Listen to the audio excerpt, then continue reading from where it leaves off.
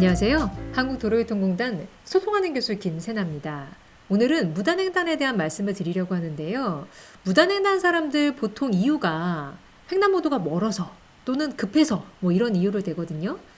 특히 요즘은 중앙 버스 전용 차로가 설치되는 경우들이 있다 보니까 절반만 건너면은 버스를 탈 수 있단 말이죠. 근데 아직 보행 신호가 아직 들어오지 않았어요. 근데 내가 타야 할 버스는 이미 도착했어. 나 저거 타야 되는데? 해서 순간적으로 무단횡단하다가 사고 나는 경우도 많거든요.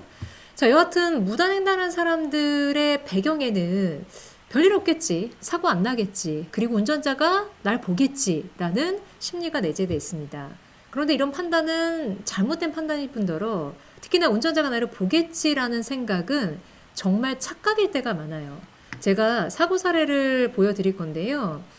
자, 일단은 이 사고는 시각이 저녁 8시쯤 해가 완전히 진 상황이었고요. 그리고 이날 진눈깨비가 내려서 규정속도 이하로 시속 60인 구간을 지금 보시면 44, 45, 46 규정속도 이하로 감속해서 운행하고 있던 상황입니다. 자, 그런데 전방에 횡단보도가 있어요.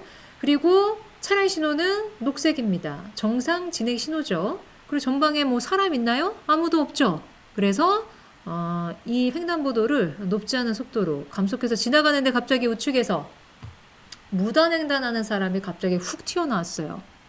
자, 일단 이 운전자, 이 사고, 이 누군가 무단횡단하는 사람이 있을 거라고 예측할 수 있었던 사고인가요? 피할 수 있었던 사고인가요? 아니죠. 일단은 보이지도 않았을 뿐더러 그 코앞에 와서야 보였는데 그때는 피할 수 없는 사고였던 거죠. 자, 과거에는 블랙박스가 없었던 시절에는 무단횡단 사고를 할지라도 차대 보행자 사고는 무조건 자동차가 잘못됐어 해서 자동차의 과실이 인정이 거의 대부분 됐습니다. 근데 요즘은 이렇게 블랙박스라는 선명하고 확실한 입증 자료가 있다 보니까 자, 이렇게 운전자가 예측할 수 없고 피할 수 없는 사고에 대해서는 소송 가면 운전자 무죄 판결 받는 사례들이 과거에 비해 확실히 늘어나고 있어요.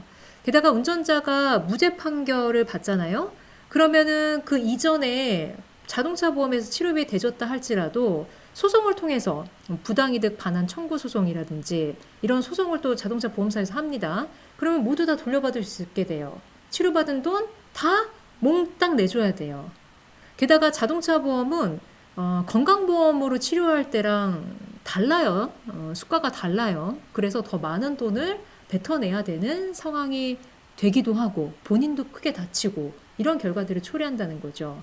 그리고 운전자가 나를 보겠지라는 생각 자체가 대단한 착각이라는 사실이 이런 특히 어두운 시간대에 발생한 사고에 대해서는 정말 안 보여요. 코앞에 와서야 보이기 때문에 무단횡단한 사람이 대단한 착각이다 라는 겁니다.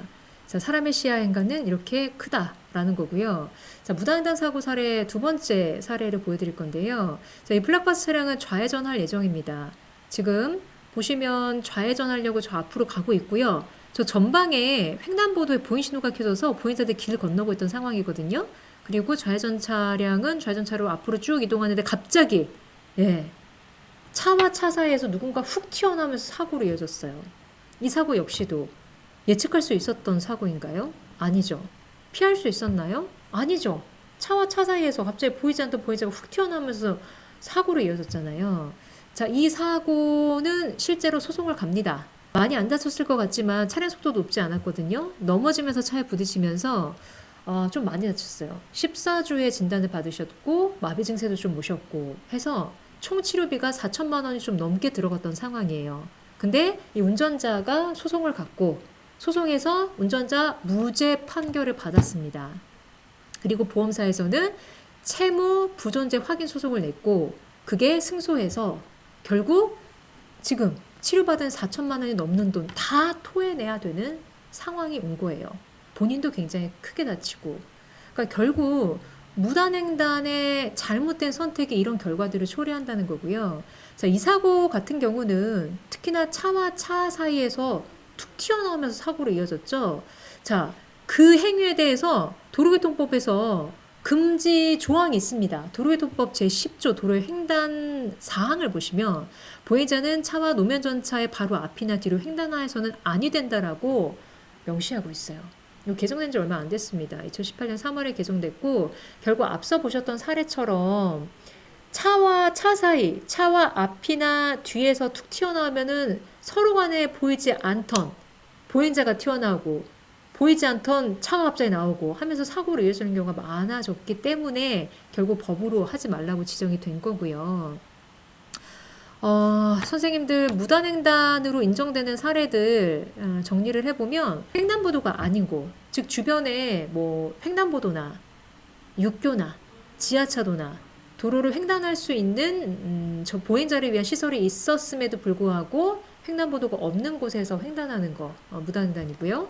그리고 보행신호가 아닌 경우 신호등이 있는 횡단보도인데 보행신호가 아닌 상황에서 횡단하는 것도 무단횡단. 자, 그리고 보행신호라 할지라도 횡단보도에서 멀리 떨어져서 횡단하는 경우 앞서 보신 사례가 그렇거든요. 앞에 전방에 횡단보도에 보행신호가 들어와서 사람들 건너고 있는데 내가 거기까지 가기에는 거리가 좀 있고 저 보행신호 마침 들어왔으니 나는 여기서 건너야겠다 하고서는 횡단보도랑 멀리 떨어진 데서 횡단하시는 것은 무단횡단입니다. 자, 최근 5년간 무단횡단 사고 현황인데요. 보시면은 작년 한 해 동안 뭐 매년마다 무단횡단 사고는 반복되고 있습니다만 작년 한 해 동안 6,022건의 무단횡단 사고 발생해서 무려 254명이 사망했어요.